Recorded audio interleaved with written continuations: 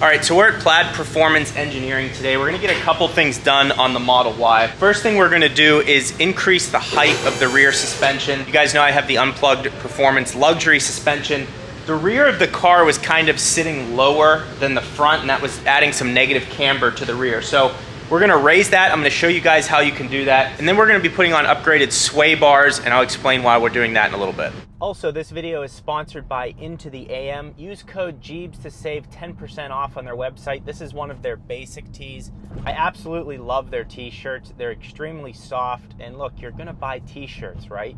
You're gonna buy t-shirts, so you might as well try INTOTHEAM. Get some of their basic tees, their print tees. I also did a collaboration with them, the Electric Desert t-shirt, as an ode to the electric car community, and their support on the channel over the past almost 2 years has been great. So go to INTOTHEAM.com, use code Gjeebs, save 10%. You can always use that code and stack it with any current sales they have going on. Thank you INTOTHEAM for sponsoring the video. So this is Luca here. He's technically Unplugged Performance's Arizona ambassador. So if you guys have any of their parts on your car, you're like, I don't want to go out to California to get it installed, this is your guy for Arizona. So excellent knowledge. He's going to walk us through some of the things in the car today. And I'm just excited to pick his brain. And yes, there's a couple Ferraris in the background here. This is a Ferrari Tesla shop. It's the only one in the country. So yeah, let's take a walk under the car and then show us how this can be done for... So essentially, we're going to remove this aero shield. Okay. And then here's your sway bar link.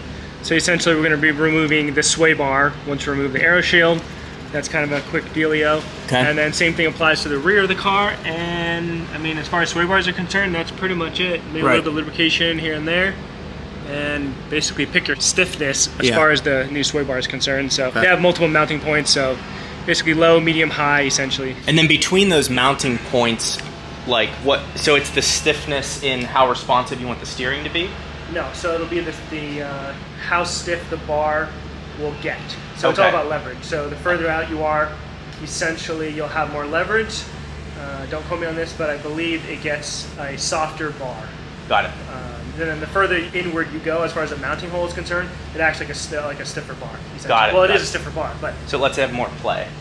Just more or less play. The link itself, where you mount it to, you'll see it on the bar itself. We can show you in the box, but essentially, the bar wherever you mount it, it's leverage. It's all about leverage. So the further out you are on something, you have a lot more leverage. You can rotate that item much easier, and the further in you get, it's harder to rotate, essentially, torsionally in this case. All right, so we had some trash in the under compartment there. Yeah, so stock sway bars right there, and this is a good angle to take a look up at the suspension up in there. But yeah, everything overall is pretty clean. Not too much going on underneath. It's your oil pump, your gearbox filter. Yes, Teslas actually have a they do. They have a filter, if you will, which it is. I think Unplugged has an upgraded oil filter as well, or something. Larger. I've heard that these are the same brakes the Performance has. Is that true? But the pads are different? Probably the pads are different, most likely, yeah. But physically, the caliper itself, it's the same, it's just not painted red, that's all. Okay, so here's the front bars side by side, and I'm going to have Luca explain the difference between the two. He also explained the constant tension that the stock one has, so... Yeah, so basically what we have here, the stock bar, obviously, so this rubber bushing is essentially glued or vulcanized to this metal bar, and there's always constant tension. So this is not free rotation. Yeah. And you can kind of see a little bit of it, but it'll flex with the bar, or the bar will flex with this, I should say. So ideally the new one will have a bushing here, which is actually in this box. You'll see, these are for the rears and the fronts, most likely. So essentially you have the bushing where it is free floating around the bar, and now the bushing can freely rotate, or in this case, the bar will freely rotate. So that should feel fairly different, I would think. You're not going to have any preload like you would with the stock bar. Okay. And then as far as your stiffness of the bar, I believe the closest to the bar would be the highest tension as far as pounds of torsional resistance. Okay. And then the further out you go, there's more leverage, so it makes it easier to rotate the bar, or I should say, twist the bar. So low, medium, high, essentially. And it's only relative to left and right side of the car for the most part. Whatever happens on the right side of the car, it tends to, well, obviously that's the whole point of the sway bar, so it'll affect the right side as well.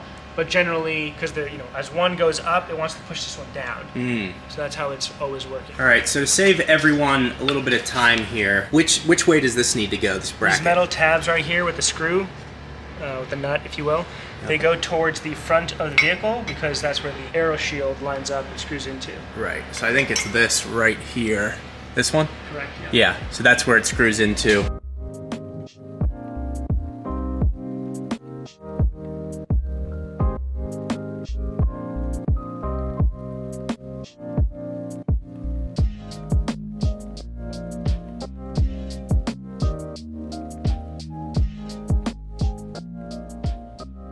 So what is this magical device? This is called calipers. Okay. And we're going to measure the thickness of the bar so you know it's a thicker bar than what's factory. And we are sitting at 32 essentially. All right. And the factory bar, it's a little bit thicker, 31.15. So Model Y, they stiffen the front bar a little bit more than compared to the Model 3. Okay. Obviously, it's a heavier car. Because I think the Model 3 comes with a 28 front bar. Yeah. So this is about 32, so this is about another millimeter thickness. Cool. Yeah. The rear bar will be thicker for sure. 25, 26, okay, 27. Yeah, so about another millimeter or so. So on both sides, about another millimeter Correct. in thickness. For the Model Y, yeah. But then we also get the ability to put out three different... Yeah, you can, exactly. So this will probably, on the most outer hole, it'll probably act more like a stock bar. Okay. And then as you increase to the next hole, it'll get stiffer as you get closer here. It's harder to rotate. Cool. So you'll definitely notice it here. And then this will be probably more closer to stock feel, and then this will be a little bit more up. So I'd probably say medium. Yeah, I feel like that's what I'm going to go with, right in between them. Front bar is done.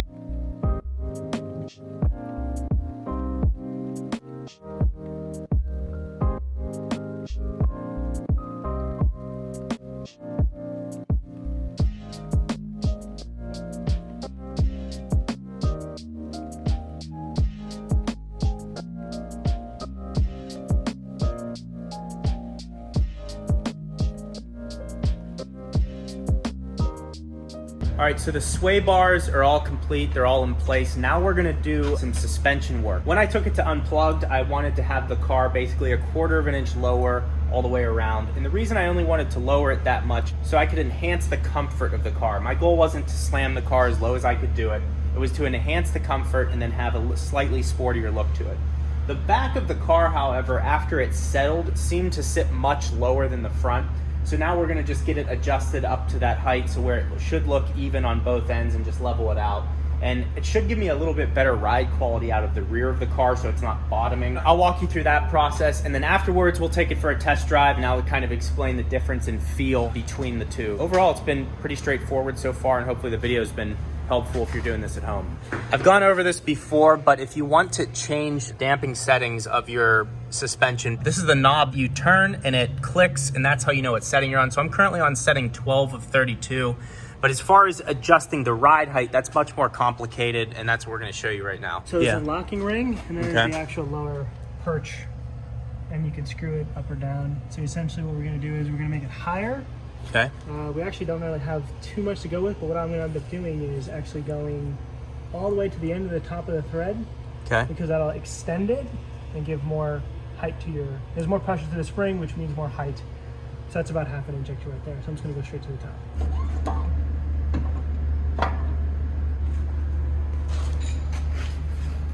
All right, so we totally removed the spring and rear suspension assembly. So essentially what's about a finger width extra. Yeah. Which is about this distance. So I'm just going to take the top of this perch and go up to the top of the thread. Okay. That's it. I have to loosen this, loosen that. Yeah, and to anyone that has this in their car, make sure you bring your tools. Like, the kit comes with these. I left mine at home. I wasn't even thinking about it. So make sure you bring those to any shop that you're getting this done at. That way they have the right stuff. Luckily they had one here, but...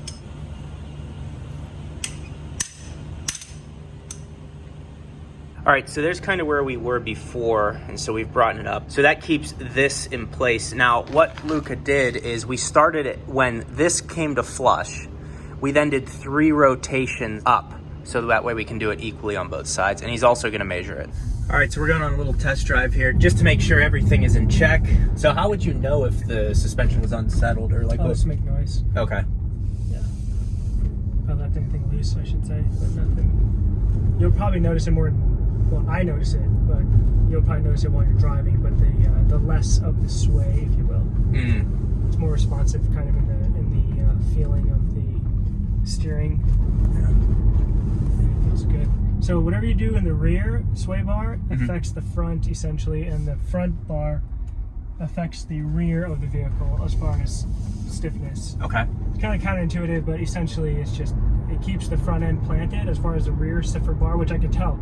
So the front end, it has a less sway, but that's also because the rear end's kind of helping that front end just stay planted as well. You just have a little bit more travel in the rear suspension. The car sits level, and the bumps that we go over, there's just more give. If I go like up, you know, a ramp from a road up into like a parking lot, it doesn't like throw the whole car off quite as much. So I think leveling out the suspension like that did a lot for it. And then also just the sway bar is giving you more, I guess I would say, agility.